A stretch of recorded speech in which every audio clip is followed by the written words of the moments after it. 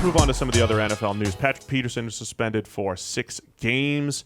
I kept wondering, why was it 6? Right, because 4 games is the typical first offense punishment, right? Correct.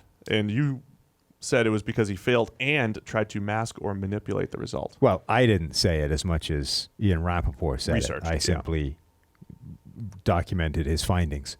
I don't have an intimate amount of knowledge with the testing process. They don't tell me when guys fail.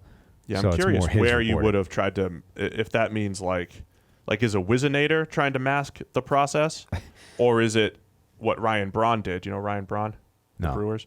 He basically tried to like bully the actual collectors, or like blamed the collectors for it, and he kind of interfered and all that stuff. So are you is this an after the fact manipulation? The reports that I've seen have said that it was like a masking agent.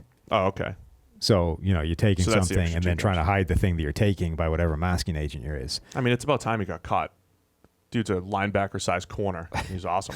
So there have been people that said that the thing itself was this is always, you get into this tricky world of, because everybody cries tainted supplement, right? That's usually step one for when you fail a drug test. It's, I don't know. I have no idea how that got in my system. It must have been in the protein powder I was taking. And then, which is part of your responsibility as a player anyway. But that's the thing, right? If you go, sorry, I was roided to the gills, I thought it would help. Nobody has sympathy for that guy. But if you say, look, I was just taking the creatine, and it turns out that was laced with, roids. You're like, okay, I can feel some sympathy with that guy, even though it's, your responsibility to check the list of approved supplements and all that kind of stuff. But that's usually step one. So there have been people that have said that he took something, got the stuff in his system, somehow found out about it, and then tried to hide it. You know what I mean? It's like, oh, crap, I've taken this stuff. Now hide it so I don't get the masking agent before. Right, but so the idea was that the actual, so it wasn't that he was just, roiding himself silly for years and then got caught. It was took something, found out, realized, made a mistake, tried to hide that, and that's what got him into trouble.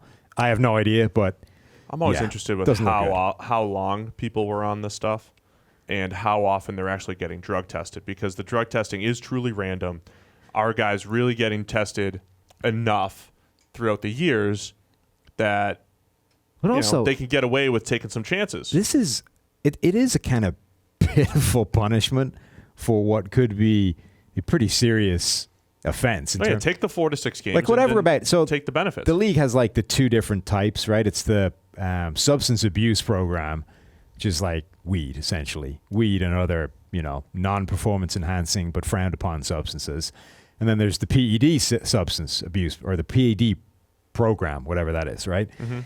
Like 4 games for the first time you're caught doing PEDs. If you've spent years on the steroids, like juicing yourself senseless, like that is a significant performance enhancing result.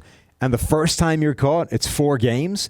Like, dude, you take the first 4 games of the season, that could benefit you over the year. Do it every contract year. I chill for the first 4 games, come back. I only have to play a 12-game season, and I'm firing on all cylinders because I spent the last 2 years roided out of my mind. It's an interesting dynamic where historically in baseball, there's just this black mark against guys that get caught because everybody's, the records and this and that. And then in football, it's like, he served his time. Right. It's always kind of been that way. So people forget more in football. Anyway, Patrick Peterson's out 6 games. What does this mean for the Cardinals?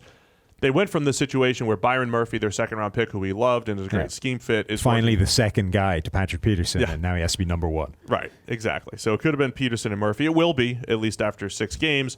They don't necessarily have a number 1 corner or track guy in the Vance Joseph system there, but essentially, you're not getting that Peterson-Murphy combination that we were hoping for coming out of the draft. At least for 6 games.